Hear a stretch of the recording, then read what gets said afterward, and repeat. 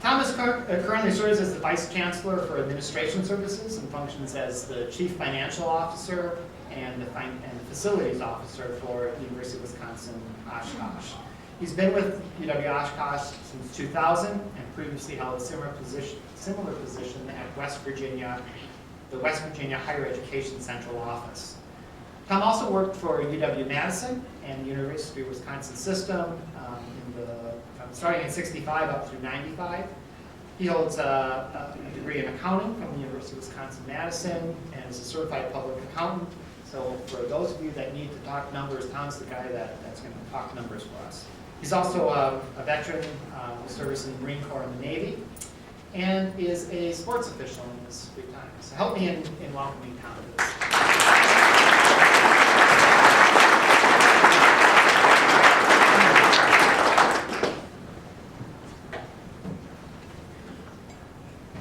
Thank you. I'm pleased to be here and pleased to be invited to address this wonderful group of folks who are charged with sustainability in their companies and in your organizations. And what I'd like to do today is to go through a little PowerPoint that will show what we've done here, sort of how we did it. But I really want to focus in the end about how can I provide you with some ideas and tools, how you can do the same sort of thing within your organizations, within your companies. And so I'll just move on through this. I am a native of the area from Menasha. I'm part of it put in there. After I got out of the Navy, went to UW-Fox and then on down to UW-Madison where I started my career. And you might wonder what's an accountant doing dealing with this kind of stuff, but I'll try to get into that and explain how I got here.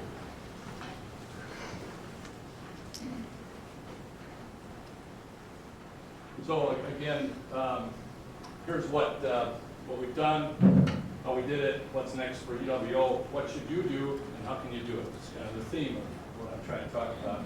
Obviously you know where we are. Third largest institution in our system, as the Chancellor mentioned, 14,000 students, 74 programs here, including a doctoral nurse practitioner, and third greenest campus in the United States, essentially. Only beaten out by 2 institutions from California. They have to do it in California.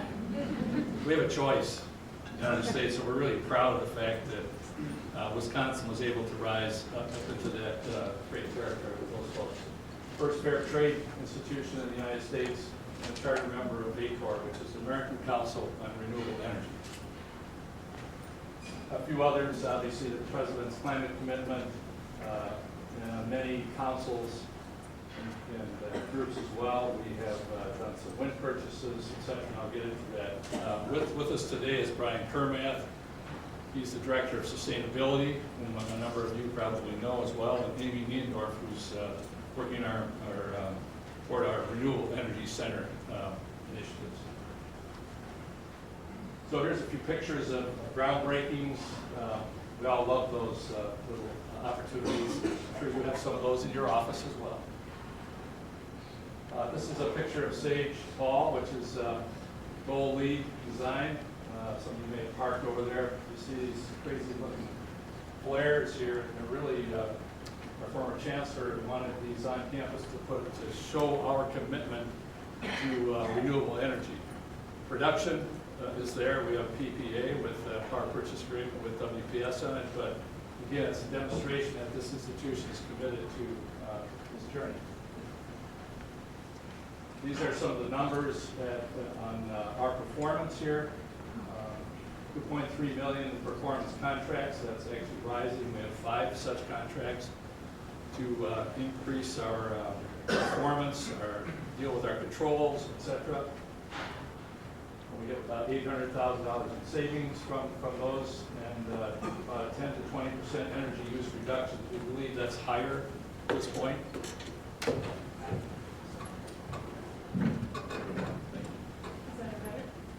that better? Everybody hear me back there? That's better. All right.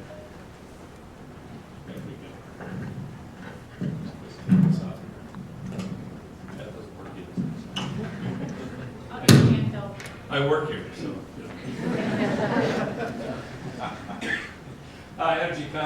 Water conservation, et cetera, you can see the numbers as well.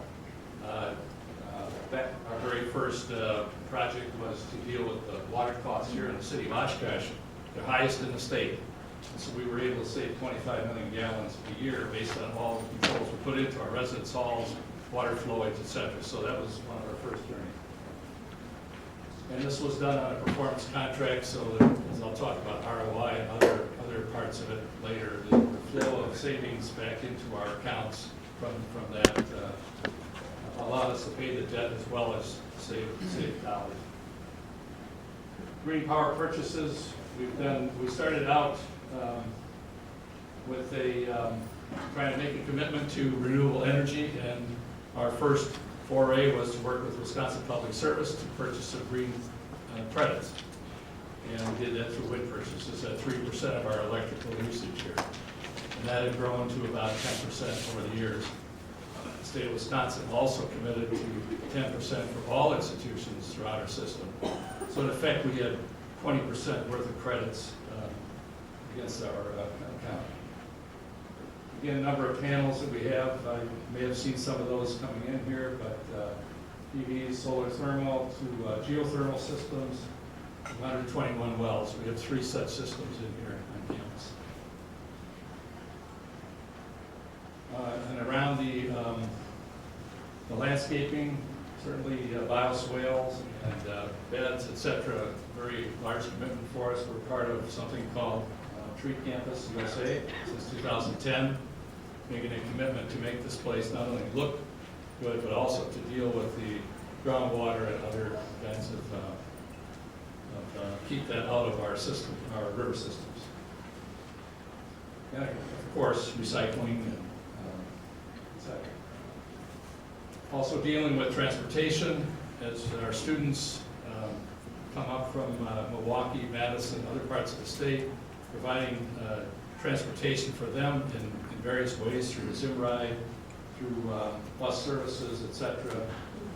Doing some work in our dining halls with trayless, et cetera. We've got a lot of work to do yet around that end, but we're trying to have that in our strategic plan.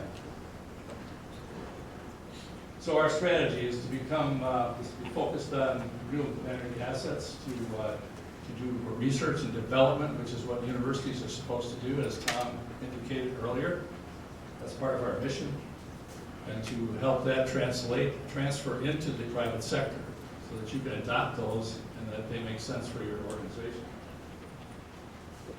We started this whole journey back in about 2002, and one of our students, you never know where the ideas are going to come from, but a student came to us and said, can you do an energy audit here at Oshkosh?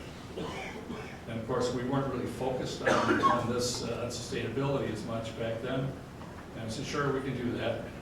And that's really where we started. It led to wind purchases. It led to a lot of the things I just talked about. That particular student went to work for a large snowblower company here in this part of the state. Up in Brilliant, Wisconsin, she became their sustainability director. And so we have lots of students coming through this institution, just like Madison and Stevens Point, and you name the institution. And we need to listen to those students and adopt those ideas. You have them working in your companies as well. I'm just going to sort of skirt through these, but many of you have seen these pictures before, I think, in other places. But essentially, we decided that we would like to not just purchase our energy, purchase credits, et cetera, but to do something, to have some assets here. And so we launched a journey to deal with our food waste and yard waste here on this campus. We managed to meet up with a company from Germany called the Wissmann Company, who showed us their biodigesters in that country, and there are many there. Their energy cost is about 3 times what it is here, and so it's pretty easy to do over there. Build a biodigester, sell the electricity to the grid, get paid, go home. Here, it's really difficult because the price of energy, what the utility companies will pay us for production is about 8 to 9 cents per kilowatt on a blended rate. You can't make the equation work with just the sale of electricity. And I'll get into that in a few minutes.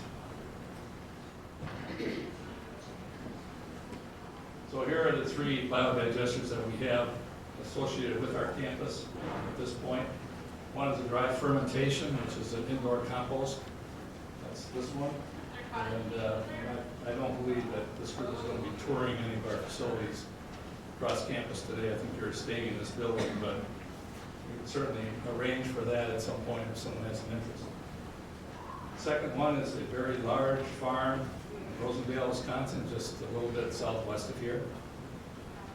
There's 9,500 cows in 2 large barns, and there's lots of stuff that's flowing through there. And that's being moved into these big chambers and turned into electricity and sold to the grid through Alliant Energy. A third digester is one that's on a small farm, 150 cows in the town of Allenville, which is just a little bit northwest of here. And that particular unit is a containerized unit that provides electricity for that farmer's operation, plus additional electricity that can be sold to the grid. Well, that farmer has taken it a little further. He's built a robotic barn and is now moving his manure directly to this facility without moving it on a front-end loader, etc. So we've helped that farmer improve his whole operation and make it more cost efficient, which we're very proud of from that perspective. I had a little video to show here, but we couldn't get this thing to work, I guess. And but this is one of my favorite ones. It shows our students at this union gathering food waste and then taking it to the beast, which is the digester. And so he explains how you have to be careful about going through this. It could explode, and so there's a huge explosion, etc. So you're all familiar with those sorts of things. But obviously there's some dangers with methane gas that we all have to deal with.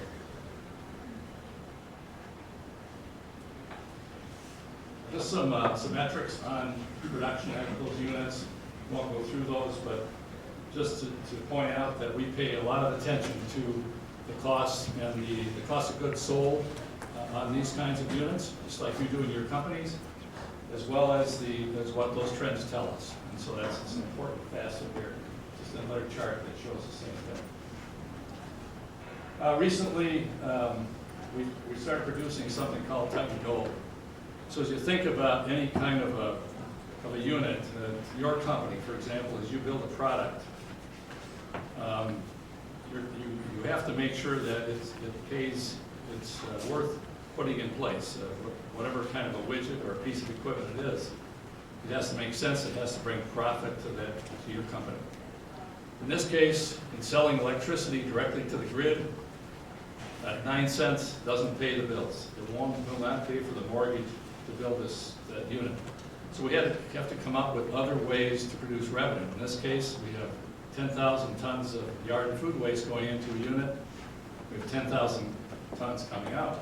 So what do we do with it? We can send it out to the compost pile. It costs money to transport it there. But we figured out a way, 2 of our scientists, Dr. Greg Kleinheinz, who I'm not sure if he's speaking here today or not, but he may be around. He and one of his colleagues created something called Titan Gold.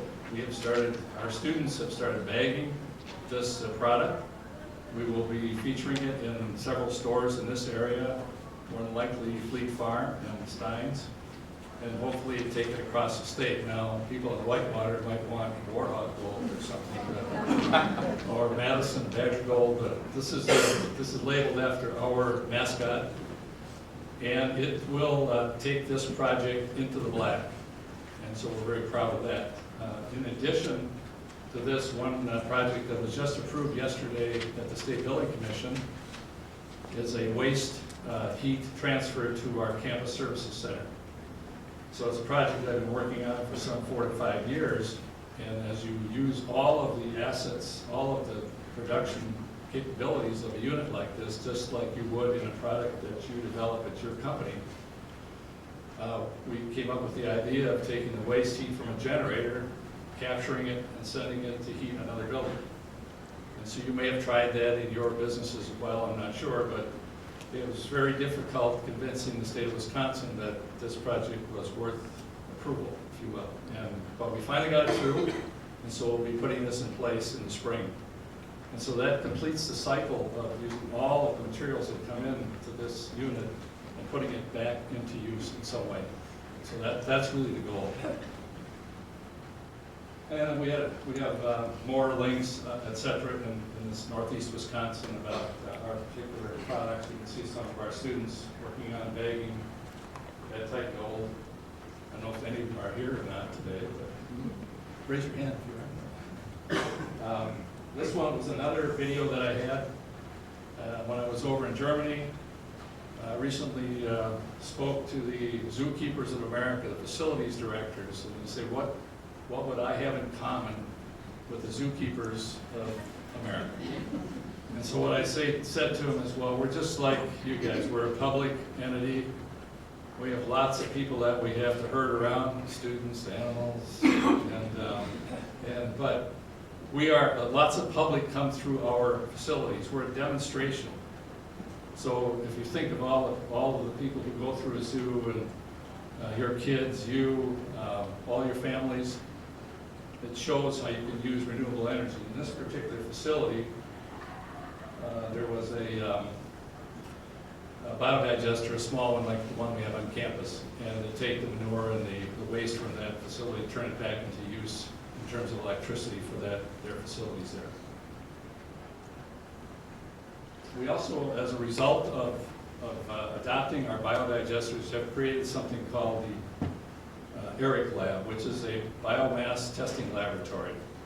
Prior to that, we had a kind of a lazy field studies laboratory on the Fox River. It was used by our faculty and students as a laboratory for chemistry and biology, et cetera. But as a result of our involvement with these biodigesters and testing methane, we were able to develop, with the help of this company in Germany, the Bissman Group, a capacity to actually test those kinds of products for companies. So today we have more business than we can handle, frankly, in terms of people sending in materials to see what the value is. Can they move, for instance, a plastics company? Can we put this plastic into your digester, and will it disappear over time? Those sorts of things. And we have now, this lab has a credential that only 10 labs in this country have. The only other university that has one like it is at Penn State. So as a result, we're getting lots of business from around the country, really, to do that testing. And our students are involved in this lab. So the beauty of it is they're learning more here than they might as they go into new jobs. They're already tested on this kind of equipment versus getting the theory without this kind of opportunity. So that's another benefit from going into the renewable energy field. And those are just some of our customers, et cetera. So I think I mentioned these already. But basically, I'd like to get into what is it that, how can I help, what can I share with you on how we did it here at Oshkosh? The very first thing is that the sustainability has to be part of your strategic plan. So when we first started this back in 2002, it was not part of our strategic plan here. And so as you, in your companies, all the way from CEOs, CFOs, to sustainability directors, to employees who have that as part of load, how do you get that embedded into your company? Is it the sustainability product? Is it how do you carry that to your customers who want to purchase your product? That's really what we wanted to do. So first of all, you need to gain the leadership of the CEO to get the support. for that CEO. And of course, the guy with the money, CFO. So it was easy for me, since I was the CFO, I am the CFO, I was able to support these because I have that certainly as part of my mission, but it's often very difficult for us to make sure that people in our company have that same vision. A strong business plan, vitally important. In order for you to sell an idea, a thought, something, some idea that you might have to improve your company, is what's the payback? How am I going to sell this to my company when we have limited resources? And so it's vitally important that we have that. And the way you get that is to find an ally in the financial side of your institution, of your organization, of your company, and to have them help you with that. Reasonable payback period. I heard Tom talk about panels, solar panels, wind turbines, etc. And so there are lots of different models, lots of different types of installations across this state, across this country, where the return on investment isn't as quick as we'd like it. Most companies would like to see a 2 to 3 year payback on investments. It's not very easy to get to that point with those types of installations. So what are the other benefits for that installation? Is it your commitment? You're showing your commitment with a solar installation on your company roof. Are you showing? Are you demonstrating for other groups across the state for commitments that you have for your customers, etc.? I think it's Walmart and some other companies. Walmart in particular says, I will only buy from green providers, people that have a commitment. And so as you look for customers in for your products, you have that as one of your missions. We were working with our farm, with the dairy that has 9,500 cows, and one of the thoughts they had is they'd like to have a certification that says this is a green production line, if you will. This is a very clean, etc. operation, and we have a digester where we're dealing with our waste. Can you create a credential for us, you, the university, credential for us that, like a good housekeeping seal of approval, that will help me sell my product to the cheese company or to other people who are buying their product. So that's an important facet of it.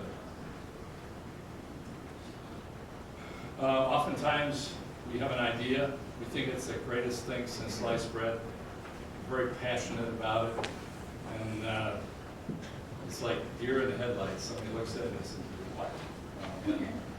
And so we have to then attack it from a different angle. So if it doesn't work at first, try again. The project that I was talking about earlier in terms of a waste heat use, that's kind of the approach that I got, the look that I got. We don't know about that kind of stuff. Not sure it's going to work. And so after 3 or 4 tries, we finally got to the point where we were able to sell it and move it through for approval. Now, once a project is adopted, of course, it's how do you show the results through your communication links. How do you talk about it? How do you brag about it? How do you push it through? So you could have the Lake Titan Gold, for example. We have the greatest product in the world, but if the people across this state don't know about it, if it's just kind of an ancestral, internal kind of knowledge of it, it doesn't really help us sell, the university. Everything that we do here at this university is done for the benefit of our students. And my guess is that everything that you do in your companies is that you're doing for the benefit to sell your product for your customers, for your group that you work for or work with. And so we have to always have that as our in the mainstream. That's really the approach that we've taken here, and that sells well with leadership as well as with people who have an interest in it. The responsibility, as was mentioned earlier, is for developing these kinds of products is really the university perspective, we feel it's our responsibility for the research and development. As we develop products like the ones I've just shown you, we need to be able to show that they're profitable. Private sector will have an interest in purchasing those, tech transfer as we would call it. So if you find something that works, something that's usable, if it's just a research project and you end up sinking money in it and really not benefiting from it from a financial perspective, we have those as well, of course, and those are sometimes teaching tools, etc. But these types of approaches work well. Part of what also got me going down this journey was the passion to do this. You all have that. I can see it. It's as Tom and others have talked about this. That's why you're here. You have a passion for this journey to make a difference in terms of sustainability. And I kind of picked that up from Friedman's book way back in I can't remember the name of that particular book, one of the first books that he wrote. And that's where we got it from. And another issue that we're dealing with here at Oshkosh is the efficiency side. So we looked at, as we design, for instance, design a heating plant for this institution. If we built a heating plant for the current capacity, it would be a disservice. We have to first drive all of the inefficiencies out of our system, and usually it's at 30 to 40%. Some people would say it's even higher in terms of how we use facilities. So it's not just energy, it's any other process that you have. And so that's what we're trying to do before we actually go out and put an asset in place. But as we look at our institution in terms of efficiencies, effectiveness, the company in Germany that we're working with, the Viessmann Group, is the largest, actually started out as a boiler company, but now it's focused on renewable energy. They have something called the IDEA program. And it's the old suggestion box approach. And so they've asked all of their employees to put in suggestions. They had 60,000 suggestions. And they have an incentive program that they use to, depending on the type of suggestion, the value it might have to the institution, all the way from energy savings to a new way to develop their product, etc., all around the sustainability theme. And they put out an enormous amount of money, which I'm not sure we could afford. We could probably hand out Wendy's coupons or McDonald's hamburger or something. Oops, let me see, or recyclable drinking cup or something. But it's in order to really take the next step in our organization here, we need to gather ideas from our employees, from our customers, from our students, from across the board. And so we've gone down the journey, down the road of renewable energy installations. Those are all, again, for the benefit of the students as they learn how to operate these types of facilities. They can take that into their workplace. But we have to continue to move forward and to continue to build out, bring out new ideas.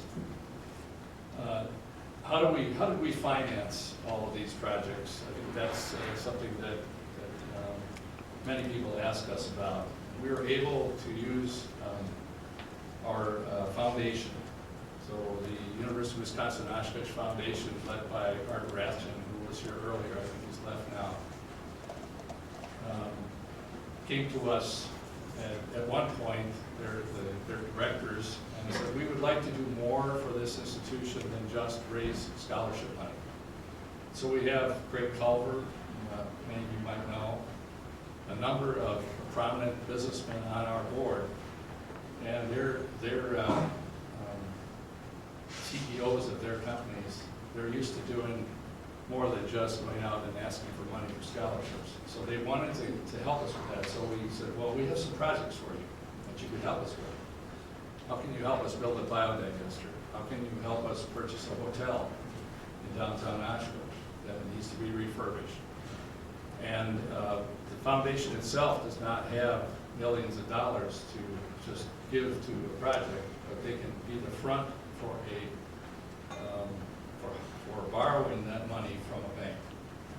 And so they were able to facilitate the lending process for us to the tune of about $25 million in total, and which allowed us then to go down the road of building these assets, to be involved in this hotel, et cetera. And without that group, we would not be where we are today. What kind of funding mechanisms would you have available in your companies? You might have a master lease type approach, the one that I mentioned about the water installation here, where you can figure out what it costs to put in any kind of a change that you might have in mind at your institution, or a solar installation, or something down that road. And there is a way to do that with a bank over a period of time, achieve the savings, pay the mortgage, and still have a reduction in your cost of goods sold. So that's the approach we're taking. And it works. And it works in many different ways. But I'll stop at this point. I could certainly give lots of other examples of things we've done here, how we've done them. But anybody has any questions, I'd be happy to try to respond to those. And if not, I move on. So I'll get you started. You had mentioned performance contracting earlier, and it sounds like most of your performance contracting was done with Johnson Controls. Can you talk about how that contract worked, what Johnson Controls was getting, what you were getting, how that came about? Sure, good question. As I came into this job, excuse me, back in 2000, we have a large company called Johnson Controls in Milwaukee, the largest Fortune 50 or Fortune 100, I'm not sure at that point.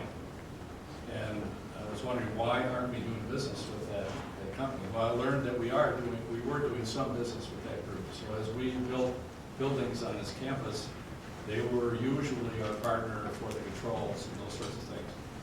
But as we looked at what kinds of improvements could we make here without building a new facility, how do we improve the efficiency of our operations, we would enter into a master lease. Essentially what that is the cost of a construction project might be $3 million. And to figure out how to pay back the cost of that project to Johnson Controls and still have a savings margin on that. So the idea would, you want to save $11 million, or excuse me, $4 million worth of energy, pay the company $3 million, and be able to reduce your cost of operation by $1 million. So there's the first one that we did here was the water, and you can see the results of that I showed earlier. We've done, we're just entering into one right now to do additional controls in our laboratory buildings for the hoods and things like that, which are large users of energy, to find a more efficient way to do that. But to be able to find a way to make sure that there's a margin of savings above the cost of that the project, as well as to make sure it's done in a reasonable amount of time. Those models are there. We can help anyone figure that out. Other ideas, thoughts, concerns? Yes? You had mentioned that you were the first fair trade university, and I wonder if that means. Well, that means simply that the coffee that we buy comes from a fair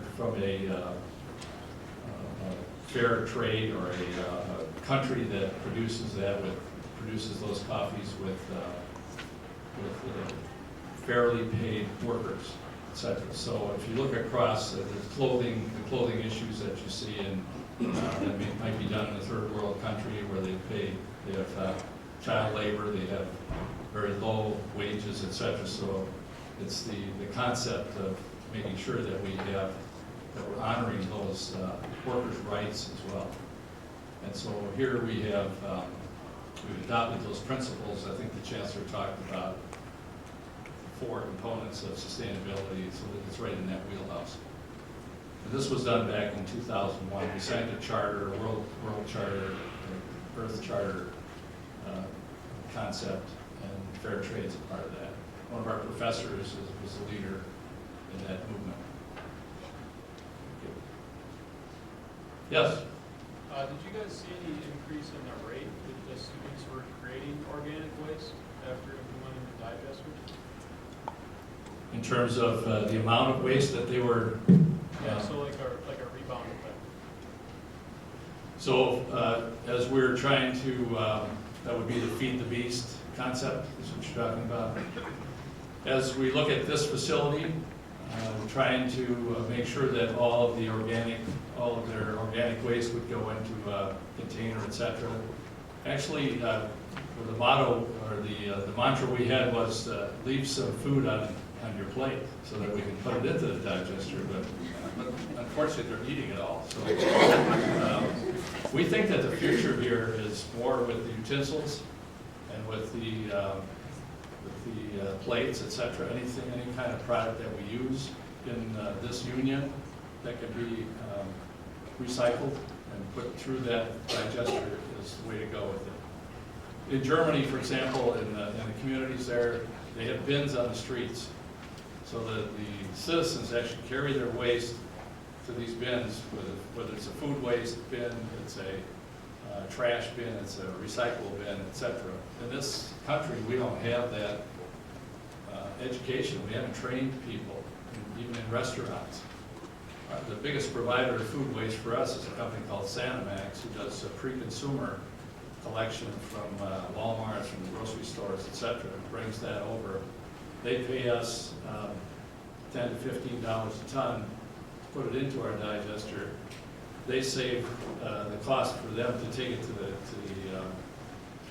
dump is really about $35 a ton. So they save money, and we gain some revenue from that process. But it's certainly a challenge for all of us to make sure that we can educate, not only at our universities, but at our schools, restaurants, and others to do that.